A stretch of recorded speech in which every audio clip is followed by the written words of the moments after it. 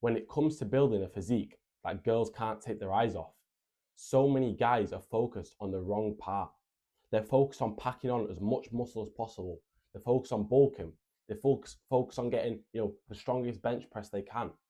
When they've got their priorities backwards, they should be focusing on getting lean, getting shredded, getting to 10%, even less, 9%, 10% body fat. The body fat that women, that is literally it's like the kryptonite of women. Women cannot take their eyes off it.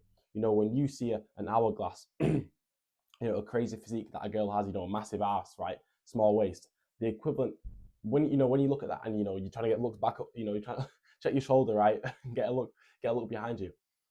The male equivalent of that is being 10% body fat, is being 9% body fat with a nice frame, a nice shape, right? This doesn't mean you have to be, Ronnie Coleman, you don't Sebum, you don't have to be massive. All you have to have is, for example, me, I have a physique that attracts women and I don't have a lot of muscle. I'm fairly skinny, but my physique still attracts women.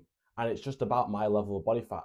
See, I'm about, at the moment, probably about 11% body fat, and I have, I still have 1 or 2 percentage to knock off before I get to, the real sweet spot. And once I'm there, the amount of women I'm getting now will be even amplified. And, all you have to have is, a bit of shoulders, right? A bit of lat muscle, wide back, wide shoulders, small waist because you're going to be lean, so your waist will be small. And even if your waist is, genetically blocky, then building those shoulders, those side delts, and those lats will make your waist appear smaller than it actually is. So there's ways to work around stuff. So you're not cooked. You're not doomed. It's not over. As so many guys like to say these days. They see an attractive guy, yeah, it's over. I'm cooked. I can never get like that. You can get like that. You can get to a good level. You'd be surprised that even someone who's fat and never been to the gym. You'd be surprised if you go to the gym for a year and cut in that time. You don't have to cut for a year, probably depending on how fat you are. You probably won't have to unless you're severely obese. But if you cut, if you go to the gym for a year and cut, I don't know, 6 months that year, let's say, and maintain for the other 6 months, your whole life, literally, not just your physique will obviously be turned around, but your whole life can be turned around because of how people treat you, because of how many women you attract, because of the doors you open for yourself by having a good physique, by being disciplined, by displaying that discipline. Your physique alone can just do so many wonders for you that are, completely unrelated to, bodybuilding or having a nice physique, like your career or whatnot. And it's probably, your physique, right? Your body is an outward show of the discipline you have inside, right? So when someone sees, even if it's not a conscious thought, but someone sees your physique, and you're shredded, you've got a good frame, they can tell you're disciplined, right? Subconsciously, they can see that you're disciplined, and subconsciously, they have more respect for you. Subconsciously, they want to be around you more. They want to associate with you. And that doesn't just translate to stuff in the gym or, like I said, related to bodybuilding or related to, well, it's not bodybuilding, but related to, getting a nice, attractive physique. It can be stuff completely unrelated to that. Your career, right? You could be working in an office, right? And now your boss sees that you're shredded, right? And now you get a promotion, right? That's a bit unrealistic, but I'm not sure it is, to be honest. But anyways, like I'm saying, or like I'm trying to say, it's just stuff that completely unrelated to your physique that can have such a positive, that your physique can have such a positive impact on. I apologize for all this stuttering. So, when guys are like, okay, yeah, being lean would be nice, attracting more women would be nice, but it's not really a priority right now. Okay, fair enough. It might not be a priority. I can guarantee you still want to do it. You still want to attract more women, and you still, maybe even you already have a woman, you want to be more attractive for her. Be more attractive for her, right? People say they die for their kids and die for their partner, but you can't get fit for them. You can't get healthy for them, while they're alive, right? I just don't understand that. So like I was saying, women and whatnot might not be a priority, but you will have other priorities. Your career, right? Your health. If those are priorities, getting lean helps with that. And getting lean, no, it not only helps with that, it can completely flip the floor when it comes to that. Obviously, more your health than your career, but obviously it will still help with your career. You will still be a better person to work with. And not only will you appear a better person to work with because you appear more disciplined and whatnot, but you are more disciplined, right? So you will be better at your work, I would argue, right? you will be more committed to your work. You will understand that, you know, this might be boring, this might be a bit difficult now, but if I can overcome this, it's going to be such a good return on investment. And that's the same in the gym. That's the same with your physique.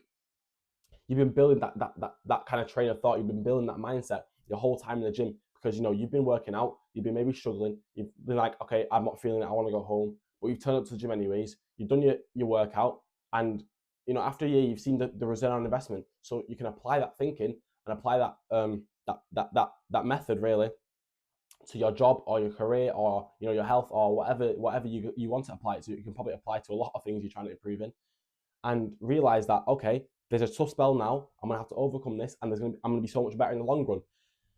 And that is such a healthy mindset to have, you know. So many people just give up right when it gets hard.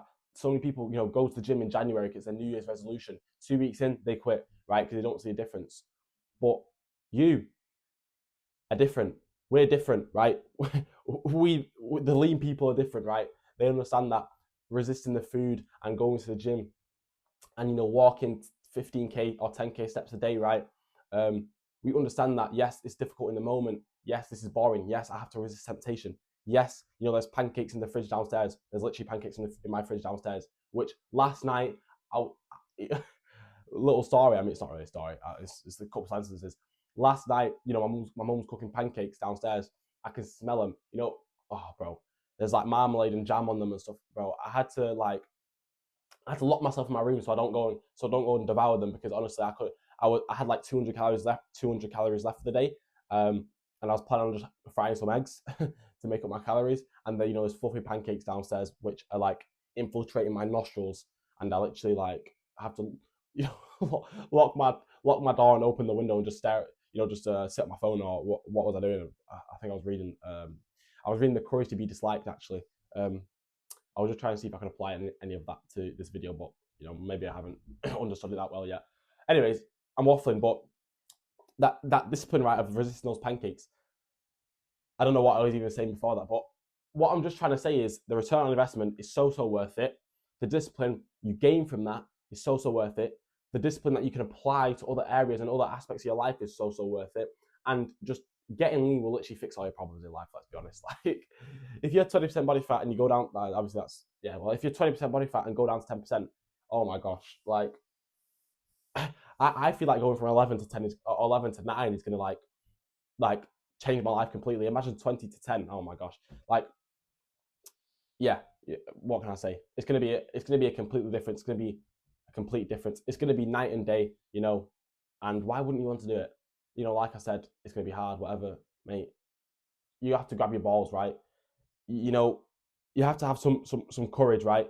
And, you know, you have to have some courage to be disliked, right? You have to, you know, people are going to, you know, I don't know why, but, you know, people, when you're trying to improve yourself, people just, I don't know, they see that as a bad thing. Like, you're trying to, you know, one up them, you're trying to be better than them. And, you know, we are trying to be better than them, but they see it as like a bad thing, you know. Okay, look, this guy's bringing beef and eggs to work instead of getting the you know, the, I don't even know, the oh my gosh, what do people eat at lunch? I don't know, the oven baked pizza we made last night, you know, or, you know, the biscuits that everyone's sharing in the workplace. This guy's resisting them and having, you know, beef and eggs. This guy think he's superior. You know, let's go pick on this guy. You know, you think you're all whatever, mate. You literally like, yes, I am superior. I'm trying to be superior. Like, look at the state of you. You know what I mean? You're fat. You're 25% body fat. You got acne all over. You eat biscuits at lunchtime. You get 40 grams of protein a day. Like, yeah, I'm trying to be better than you. It's not very hard to do either. But yeah, you have to have the courage to be disliked, right? You have to be brave. You don't, you know, you have to stop being a sheep. You have to stop following what other people do and stop, you know, conforming to, you know, conforming to their comfort, if that even makes, I'm not sure that makes sense, but you just stop indulging in the comfort that they indulge in, right? And, you know, all it is a bit of temptation. You just have to resist. You just have to be a bit hungry sometimes. That's all it is. Like, mate, Davy Goggins went through SEAL training on broken legs, and you can't resist some pancakes, or you can't resist those biscuits at work because you're a bit hungry. Like, mate, just get a grip. Get a grip. Like, I mean, honestly, it makes believe, to be honest. Like, it's a joke sometimes at how undisciplined and how just how easily malleable, you know, some of the people are. You know, how easily they'll just give in to biscuits or or pizza, or or cheeky McDonald's, or what else? Whatever people eat these days, just processed foods. When all you have to do, and they make the excuse, right? Yeah, Whole Foods are expensive, and bro, if you calculate all the food you spend on processed food and takeaways, and buying those little snacks for the cupboard, I guarantee just buying Whole Foods and having two meals a day will be much cheaper, right? Your 2,000 calorie meals. It's literally. Well, I'm not going to do calculations how expensive it is, but and you know what? Even if it is a bit more expensive, it doesn't matter.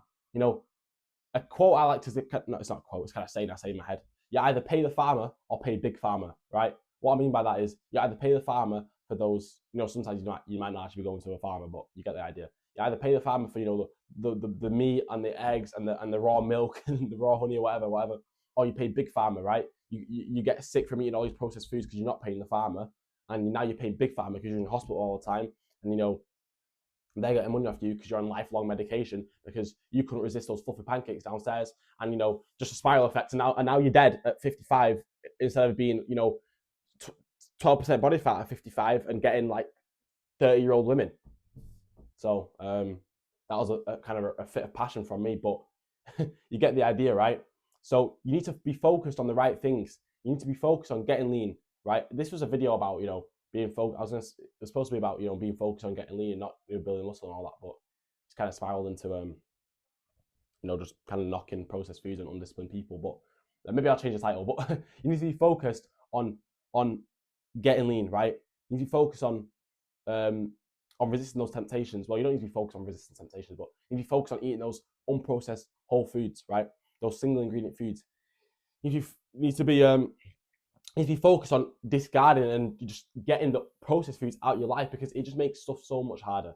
It makes getting lean so much harder when you eat these processed foods. It makes you so much unhealthier, and it makes you so much more tired and lethargic and lazy and fat and all these stuff you just don't want to be like. All those stuff I just said had a negative connotation in your head. So why would you eat it, right?